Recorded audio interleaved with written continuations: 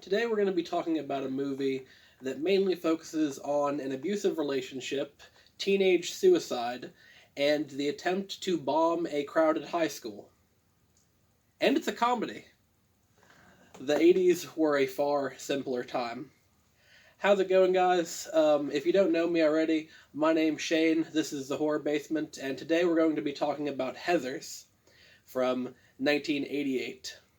So, as you probably already know because you watch all of my videos, the last video I did for the channel was talking about Little Shop of Horrors from 1966 or 1960. And after watching that, my wife was like, "Oh, if you like dark comedies that have a bunch of people dying in ridiculous ways, we should watch Heathers," which was a movie I had never heard of. So Heathers takes place in a high school. I think presumably it's somewhere in California. It's the bougie, upper crusty part of town. And there's two characters. There are two main characters. Are Veronica, played by Winona Ryder, and Jason Dean, played by Christian Slater. So Veronica is in this group of preppy popular girls called the Heathers. And that's because the three other girls in this group are all named Heather. And Veronica is, a bit of a, seems to be a bit of a Mary Sue character where she's, super intelligent and she can copy anybody's handwriting. And the Heathers use this to bully other students, basically. But Veronica is getting tired of. She feels as though she has given up an intrinsic important part of herself in order to hang out with these preppy girls and, get all the popularity. Basically, she's rejecting, the hierarchy and the high school bullshit that everyone seems to buy into. And just as she's deciding to do this, a new kid moves into town and on his first day pulls a real gun on two jock characters named Kurt and Ram, and appears to shoot at them, and of course the scene cuts there, and it's revealed later in dialogue that he brought a real gun to school with him and fired blanks at a point blank range at these two football players, but he only got suspended and not arrested again because it's the 80s. But the main Heather and Veronica go to this college party, which is a big deal for them because they're apparently only sophomores in high school. And Veronica narrowly escapes getting sexually assaulted by this drunk frat boy piece of shit. And it's that same night after she gets home that she decides that what ought to be done is someone ought to kill Heather, the main Heather.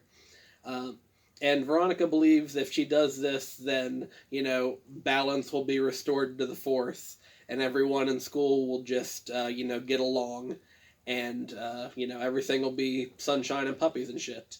And just then, Dean kind of, gets her attention from her backyard that he just shows up in, and, of course, immediately, that narrowly escaped being date raped earlier that night apparently put Veronica super in the mood.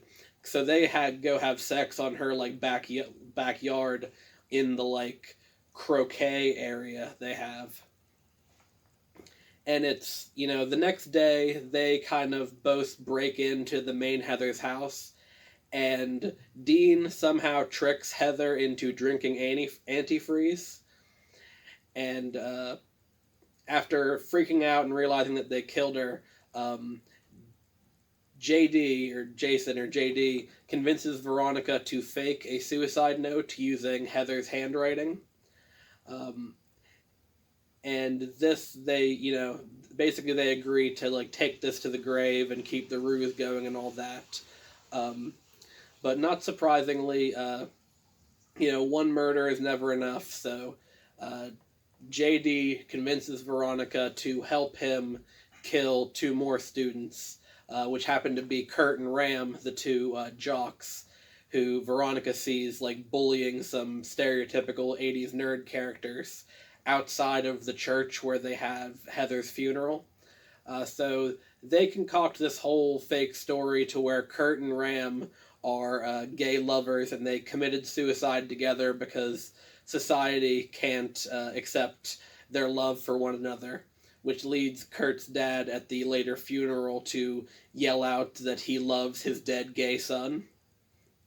And of course, after this, there's a whole running commentary throughout the school about this suicide epidemic and teen suicide as a concept, and some other people are starting to attempt suicide themselves because, Heather, the main, villain from the beginning, she's even more popular in death than she was alive because everyone is, remembering this much rosier picture of her than what the reality was. So frustrated with this, and also frustrated that JD seems to just be like killing people and faking suicides for the fun of it, or as he would say, to sow seeds of chaos and disrupt the bullshit system that's in place. So basically, JD is just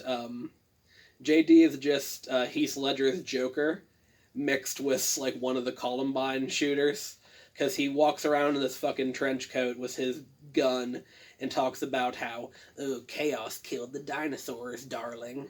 I can't do a Christian Slater, but yeah, I got some Heath Ledger's Joker vibes if he was like a shitty high school sophomore.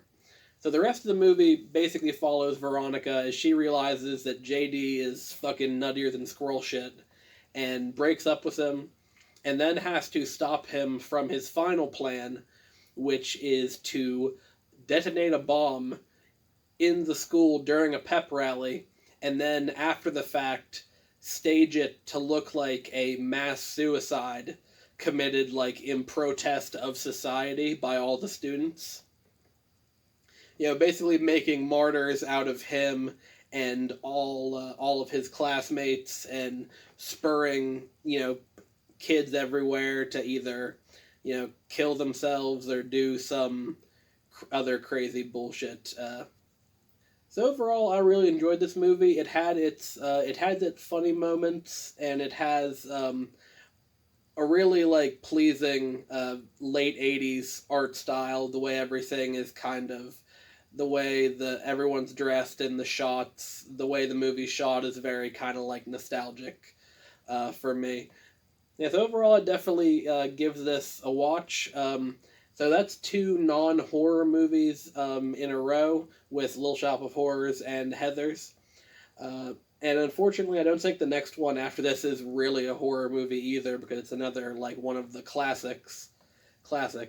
But I'll have some more stuff coming out for you, so definitely hit that subscribe button to see what that's going to be. Hit that like if you enjoyed this video, and I'll see you all in the next one. Thank you.